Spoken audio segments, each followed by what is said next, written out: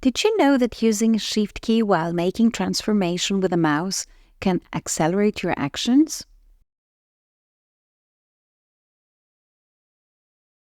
Let's see how this works. Select one or more objects. Once you've made your selection, you will notice that a highlighted rectangle surrounds the selection. This highlighted rectangle offers various handles which can help you transform the selection. Now, if you move the mouse cursor on top of any of the corner handles, you get a bi-directional pointer. Click and drag to the outside to make it larger or to the inside to make it smaller.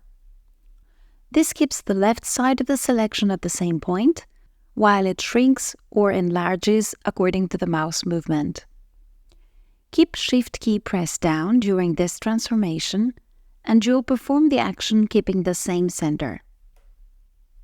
This means that you can shrink or enlarge at the very same position.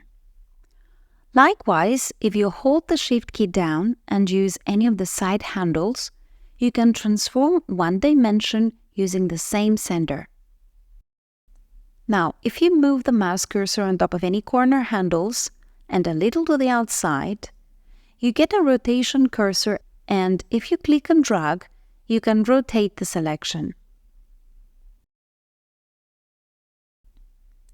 Likewise, if you place the mouse cursor on top of the handles in the middle of the sides and a little to the outside, you get a slant cursor, and if you click and drag that, you can skew the selection. Let's see the usage of Shift key during rotating and slanting. By default, these operations are performed according to the center of the object. If you hold Shift key down while rotating, the rotation is performed according to the opposite corner.